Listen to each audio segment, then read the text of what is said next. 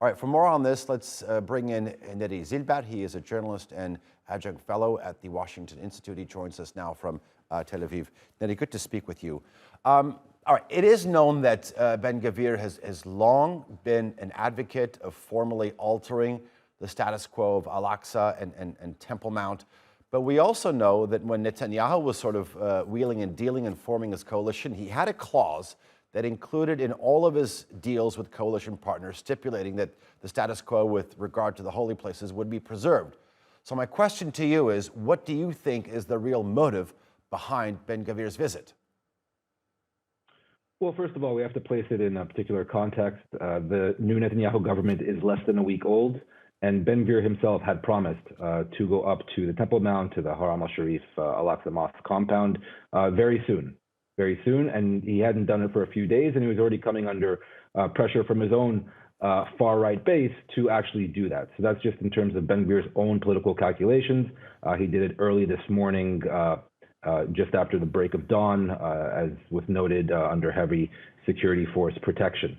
Now, Ben-Gvir himself has openly said he wants to change the status quo on the Temple Mount at the Al-Aqsa Mosque to allow Jewish prayer. And you're also correct in saying that Bibi Netanyahu, the prime minister, made it a point to explicitly lay out in the coalition agreement he signed with Ben-Gvir and other far-right politicians that status quo would not change.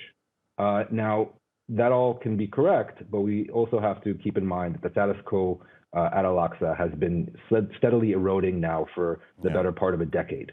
Ben-Gvir's own chief of staff, in a television interview about 2 weeks ago, openly admitted that there is already, as we speak, Jewish prayer at the Temple Mount at Al-Aqsa. Neri, tell me this. So you mentioned that Ben-Gvir had made a promise to actually visit the Al-Aqsa Mosque compound or the Temple Mount. But I also understand, according to local sources, that he had actually had a conversation with Netanyahu, and even though that Netanyahu's sources don't explicitly admit this, that maybe he had said to Netanyahu that he would hold off on this. The fact that he actually went against this and made this visit, do you feel that this is going to be a liability for Netanyahu politically?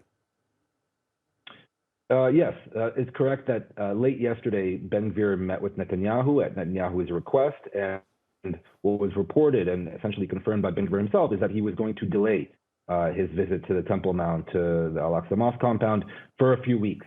And yet this morning he went ahead and visited, obviously.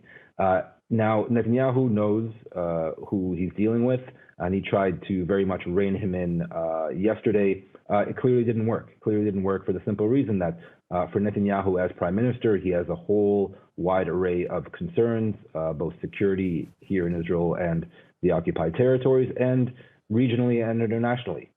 We also know that Netanyahu very much wanted to visit the United Arab Emirates next week as his first international trip now as prime minister, and that trip has reportedly been delayed precisely due to Ben-Gvir's visit to Al-Aqsa. So Netanyahu chose to form a new coalition government with people and politicians and ideologues like Ben-Gvir, and now he's going to have to work very hard to keep them in check. Clearly, over the past 24 hours, that didn't quite work for him. Okay. You pointed out that the erosion of the status quo of the area has been going on for pretty much the better part of a decade. I understand that.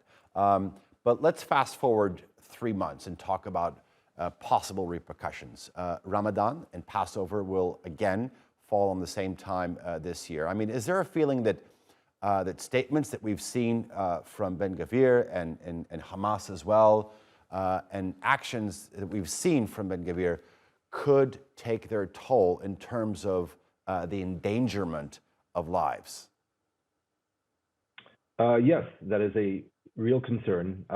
Every military and security analyst here, whether Israeli or Palestinian, has marked on his calendar or her calendar Ramadan in March and also Passover, which correspond once again this year. And the focus, as it is in every year, will be on Jerusalem and the holy sites.